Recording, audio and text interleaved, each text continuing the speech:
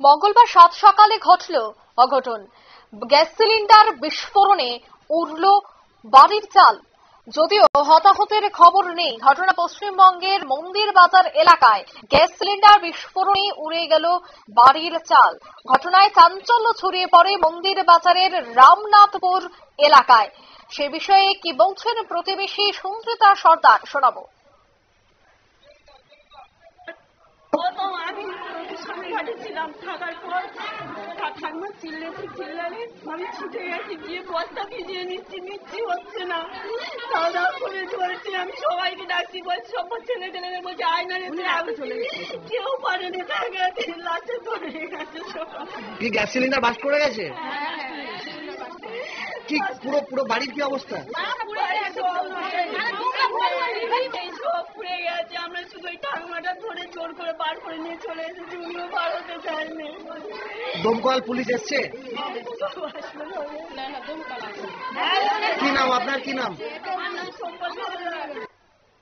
আপনারা শুনলেন তাদের এই বক্তব্য। সে বিষয়ে আরো বিস্তারিত জানবো। টেলিফোন লাইনে যুক্ত হয়ে গেছে প্রতিনিধি পশ্চিমবঙ্গ থেকে গোপাল শীল। গোপালদা, যে খবর পাওয়া গেছে যে ঘরের চাল সম্পূর্ণ বিস্ফোরণে উড়ে গেছে, মুহূর্তের মধ্যে আতঙ্ক ছড়িয়ে পড়েছে, তবে কিভাবে এই গ্যাস সিলিন্ডার বিস্ফোরণ ঘটলো কি জানতে পারছো?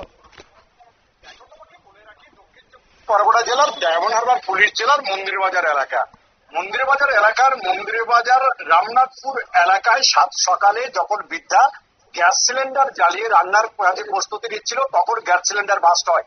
তবে ভাগ্য ভালো তোমাকে বলতে পারি, ওই বৃদ্ধা তখন কিন্তু গ্যাস সিলিন্ডার জ্বালিয়ে রেখেই কিন্তু তিনি বাইরে গেছিলেন, অর্থাৎ তিনি বাইরে গেছিলেন আলু ধোয়ার জন্য। তো অল্পের জন্য বেঁচে যায় ওই বৃদ্ধা, এবং এলাকার এত জোরে বিস্ফোরণ হয় এলাকা কত কেঁপে ওঠে এবং সম্পূর্ণ ক্ষতিগ্রস্ত হয়। এলাকার মানুষজন, দমকলের লোকজন, প্রশাসন সবাই দৌড়ে আসে। শেষ পর্যন্ত দেখে গ্যাস সিলিন্ডার এত তাপ ছিল এবং এত ভয়াবহ আগুন ছিল, তার জন্য কিন্তু এলাকার মানুষজন কাছে ঘেঁষতে পারেনি। সেখানে জল দিয়ে নেভাবার কোনো প্রশ্নই ওঠেনি। শেষ পর্যন্ত কিন্তু সর্বশান্ত হলো বলতে পারো ওই বৃদ্ধার পরিবার। ইতিমধ্যে তারা কিন্তু গাছতলায় রয়েছে। তবে এলাকার যে মন্দিরবাজারের যিনি বিধায়ক রয়েছেন, সেই বিধায়ক জয়দেব হালদার কিন্তু ইতিমধ্যে তাদেরকে থাকার জন্য ব্যবস্থা করেছেন এবং এলাকার মানুষজন তাদের পাশে আছেন বলে জানিয়েছে। ধন্যবাদ। অর্থাৎ সঙ্গে সঙ্গে দমকল ইঞ্জিন ঘটনাস্থলে এসে উপস্থিত হয়।